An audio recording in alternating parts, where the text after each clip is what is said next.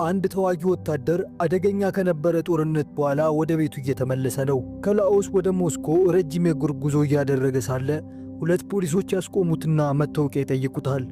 ከዛም እያላገጡ ይፈትሹት ጀመር። በፍተሻው መሃል በጃኬቱ ውስጥ አንድ ወታደር ጩቤ ያገኛሉ። እሱም ጩቤውን ለመጠቀም ፍቃድ እንዳለው ቢነግራቸውም ቸል ብለውት ጩቤውን በፍጥነት እንዲያስረክብ ይጠይቁታል። ጩቤውን ተቀብለውት ምንም ተጨማሪ ማብራሪያ ሳይጠይቁት በፍጥነት እጁን በካቴና ያስሩታል። በዙሪያቸው ማንም አለመኖሩን አይተው መደብደብ ይጀምራሉ። ግን በተለያዩ ቴክኒኮች አንዳንድ ምታቸውን ሽል እያለ ያሳልፍባቸዋል። ሁኔታውን ሲያዩ ከአቅማቸው በላይ ሊሆን እንደሚችል ስለፈሩ ሽጉጥ አውጥተው ወደ መኪናው አስገቡት። ነገሮች አስከፊ እንዳይሆኑ ለማድረግ ስለፈለገ አርግ የሚሉትን ሁሉ ያለ እምቢተኝነት በትህትና ፈጸመላቸው። እነዚህ ፖሊሶች ለድርጊታቸው ከባድ ዋጋ እንደሚከፍሉ አላወቁም ነበር። ወደ ጣቢያው ካመጡት በኋላ ሁሉንም ንብረቶቹን ወስደው ጠረነፉት። ፖሊሶቹ አንድ የለመዱት ነገር አለ። እሱም ሆን ብለው ሰዎችን በማስደንገጥና በማስፈራራት ገንዘብ ይቀበሉና ወደ ቤት መሄጃ ሰዓታቸው ላይ ይካፈሉ ነበር።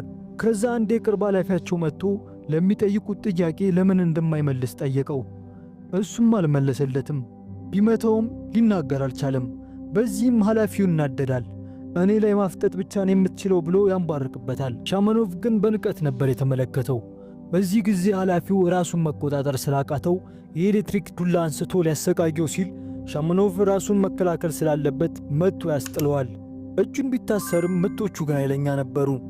ከዛ የፖሊሶቹን የቅርብ ኃላፊ በምቶቹ እያንደፋደፈው ሳለ ፖሊሶች ደርሰው ያገላግሏቸዋል። ከዛ ወደ ዋና አዛዣቸው ይዘው ይሄዳሉ።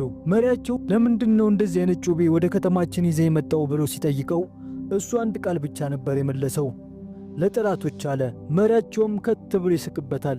በመሃልም የፖሊሶቹ ቦርጫሙ ዋና አዛዥ ይመጣና ካቴናውን እንዲፈቱለት መታወቂያውም እንዲፈተሽ ያዛል። መታወቂያው ሲፈተሽም የሰውየው ስም ሻማኖቭ የቀድሞ የልዩ ኃይሎች መሪ መሆኑ ሲታወቅ ሲያሰቃዩት የነበሩት ፖሊሶች በድንጋጤ ሽንታቸውን ሱሪያቸው ላይ ሊለቁት ነበር። ማንነቱ ሲታወቅም ወዲያው ንብረቶቹን መልሰውለት እንዲለቁት ያዛቸዋል። ዕቃዎቹን ተቀብሎም ከፖሊስ ጣቢያው በመውጣት ላይ ሳለ ከአንዲት ሴት ጋር ይተላለፋል። የሆነ ስሜትም ይሰማዋል። ከጣቢያው ከወጣ ብዙም ሳይርቅ የሙዚቃ ማዳመጫውን ዋና አዛዡ ቢሮውን ረስቶት እንደወጣ ያስታውስና ዕቃውን ለመቀበል ይመለሳል። ወደ ቢሮ ሲገባ ፖሊሱ ልጅቷን የሆነ ነገር አጫውቷት ቀበቶን እያሰረ ደረሰበት። እሷን ሲመለከትም አይኖቿ እንባ አቅርረዋል። በግዳጅ እንደተፈጸመባት ግልጽ ነው። በዚህ ጊዜ ሻማኖቭ መታገስ አልቻለም። የሚገራርም ምት ሲያሳርፍበት ግዙፉ ቦርጃሞ የፖሊሶች አለቃ በእንብርክኩ መሄድ ጀመረ። እያንዳንዱን የቢሮ መገናኛ መሳሪያዎቹን ነቃቅሎበት የተደናገጠችውን ልጅ ይዞ ከቢሮ ይወጣል። ከዛ አንድ ፖሊስ የአለቃውን ቢሮ ለመፈተሽ ሲገባ አለቃውን ተዘርሮ ይመለከታል። ወደ ሰውየውም ዞሮ ሊያጠቃው ቢሞክርም ዋጋውን ያገኛል። ሌሎች ፖሊሶችም ተራ በተራ ዋጋቸውን ይሰጣቸዋል። የቆንጅየዋ ልጅ አይኖች የሻማኖቭን ጀብዱ በመገረም ይመለከቱ ነበር። ከመውጣቱ በፊት የፖሊሶቹን መሳሪያዎች ነቃቅሎና አዛብቶባቸው ልጅቷን ይዞ እየወጣ ሳለ ወደ ፖሊስ ጣቢያው ያመጡትንና ያሰቃዩትን ፖሊሶች ያገኛቸዋል። ከስህተታቸውን መማር አለባቸው ብሎ ስላሰበ በሚገባቸው ቋንቋ ያስተምራቸው ጀመር። እነሱ ግን አንድ ዙር እንኳን ሊቋቋሙት አልቻሉም። አንድ የሻማኖቭን እጅ ያልቀመሰ ፖሊስም መጥቶ የድርሻው ተሰጠው። ከዛ ልጅቷን ይዞ ደረጃውን ሲወርድ አሁንም የፖሊሶቹን ካፕቴን ያገኘዋል። እሱም ሳይጋተተው በፊት ምት ሳያበዛ ጸጥ አደረገው። በየደረጃው መሃልም የሚያገኛቸውን ፖሊሶች እያስተናገደ ልጅቷን ይዞ ይወጣል። የልጅቷ አይኖች አሁንም በእንባ ተሞልተው ነበር። ወደዚህ ያስገባችው እሷን መሆኗን ስለምታውቅ ተጨንቃለች። እነዚህ ቆሻሾች ከመጡ አሰቃይተው ይገሉሃል፣ ስለዚህ እኔን ተወኝና ከተማውን ለቀህ ሂድ አለችው። በዚህ ጊዜ የፖሊሶቹ አዛዥ ከደነዘዘበት ይነቃል። ሻማኖቭ ፖሊሶችን እንዳይሞቱ አድርጎ ነበር አስተኝቷቸው ሄደው እንጂ በጦር ሜዳ ላይ የሚጠቀማቸውን ዘዴዎች ቢጠቀም ኖሮ አንድም ፖሊስ በሕይወት አይዘርፍም ነበር። ይህ በእንዲህ እንዳለ አዛዣቸው በፍጥነት ሁሉም እንዲነቁና ሰውየውን ማደን እንዳለባቸው በመጮህ ማዘዝ ጀመረ። በሕይወቱ እንደዚህ ተዋርዶ አያውቅም። ስለዚህ የጠፋው ክብሩን ለመመለስ እሱን አሳዶ መያዝ ነበረበት። ሻማኖቭ ልጅቷን ይዞ ለማምለጥ ቢፈልግም እሷ ግን ከዚህ በላይ ጦስ ልትሆንበት አልፈለገችም። ከዛ አንድ ፖሊስ በሞተር ሳይክል እሱን ለመያዝ እየተጣደፈ ሲመጣ ከሞተር ሳይክሉ ላይ ዘርሮት ሞተሩን እየነዳ ከፖሊሶቹ ማምለጥ ይጀምራል። እነሱ እሱን ለመግደል ቆርጠው ተነስተዋል። ከኋላ ሆነውም ጥይት አከታትለው ቢተኩሱበትም አንድም ኢላማ መምታት አልቻሉም። ከዛ ወደ አንድ ቦታ ሄዶ ተሰወረባቸው። እነሱም እሱን በጥይት ለመምታት ያላቸውን ቀላ ሁሉ አራገፉት። ጥይት እንዳለቀባቸውም ሲገነዘቡ ያላቸው አማራጭ ከቦታው መሸሽ እንደሆነ ሲያውቁ በፍጥነት ወደ መኪናቸው ገብተው ማፈግፈግ ጀመሩ። ሻማኖቭም ከየት መጣ ሳይሉት በቡልዶዘር ያርሳቸው ጀመር። ከቡልዶዘሩ ወደ ኋላ ሸሽተው ለማምለጥ ሲሞክሩ ከየት መጣ ሳይባል አንድ ወታደር ኦራል መጥቶ ገጭቷቸው በእሳት ይጋያሉ። በገዛ እጃቸው ሞቱ። አርፎ ቢቀመጡ ይሻላቸው ነበር። በአደጋው ቦታ አዛዡና ካፕቴኑ መጥተው ስለ ሻማኖቭ ሪፖርት የተደረገው ነገር አስደንግጧቸዋል።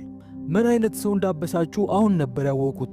ስለ ሻማኖቭ በቀረበላቸው ሪፖርት መሰረት የልዩ ኃይሎች አዛዥና በርካታ ሚስጥራዊ ተልእኮች ላይ እንደሰራ፣ አገሩን በማገልገሉም 2 ጊዜ ክብር ሜዳሊያ እንዳጠለቀና ብዙ የጀብዱ ስራዎች የሰራ እንደነበር አወቁ። ነገር ግን አዛዡ በትዕቢት ውጥር ያለ ስለነበር ማንነቴን አሳየዋለሁ ብሎ እሱን ፍለጋ ተጠናክሮ እንዲቀጥል ያዛል። እነዚህ ፖሊሶች በቀላሉ እንደማይፋቱ ታውቋል። እሱም መጫወት ከፈለጉ እስከ መጨረሻው ሊያጫወታቸው ወስኗል። ሻማኖቭ ወደ ጫካው ውስጥ ዘልቆ ገባ። ፖሊሶቹ በአለቃቸው ግዳጅ መሰረት ወደ ቤታቸው ሳይሄዱ በጫካው አካባቢ ካምፕ አድርገዋል። ሻማኖቭም በበኩሉ እየተዘጋጀላቸው ነው። በጫካው መሃል የቤት ፍርስራሽ የመሰለ አካባቢ ያገኛል።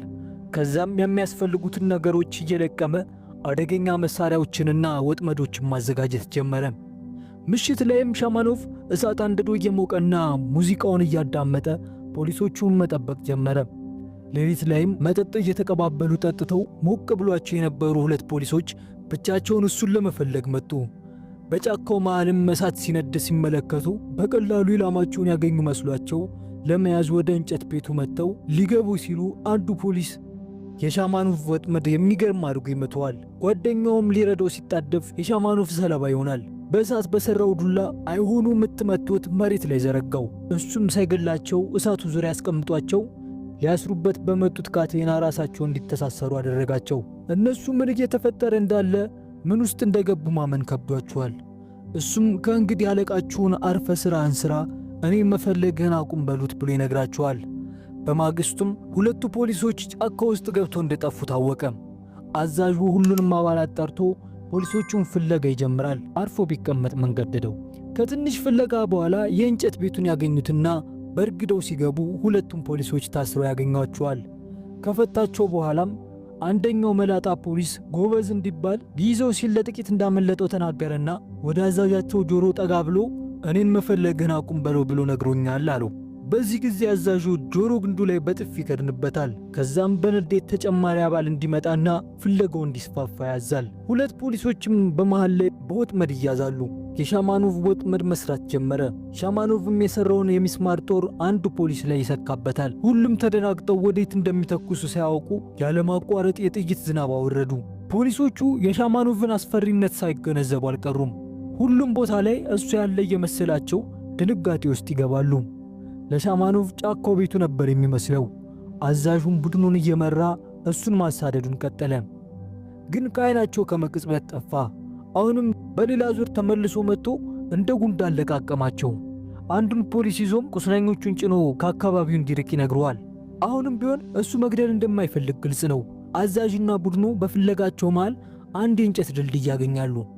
ምክትሉም ለሰው ሕይወት ቦታ እንደማይሰጥና ተጨማሪ ኃይል እንዲመጣለት ለምን እንደማያደርግ ሲጠይቀው አዛዡ ተናዶ እንደውም ይህን ድልድይ አስተማማኝ መሆኑን ቼክ አርግ ብሎ ያዘዋል። ትንሽ ስህተት ወንዝ ውስጥ እንዲገቡ ያደርጋቸዋል። ግን እንደምንም ቀስ ብለው እየተሻገሩ ሳለ ሻማኖቭ ድልድዩ ላይ ትልቅ እንጨት እንዲወርቅ ሲያደርግ ቀስ ብሎ እየተሻገረ የነበረው ምክትል አዛዡ ወንዝ ውስጥ ይገባል። ምስኪን ፖሊስ ቀስ እያለ አንድ ባንድ ጨረሳቸው። የቀረው የፖሊሶቹ አዛዥ ነበር። ተደብቆ እሱ እስኪመጣለት እየጠበቀ ሳለ ያየውና ይተኩስበታል። ሻማኖቭም ከእንጨትና ሚስማር የሰራውን ጦር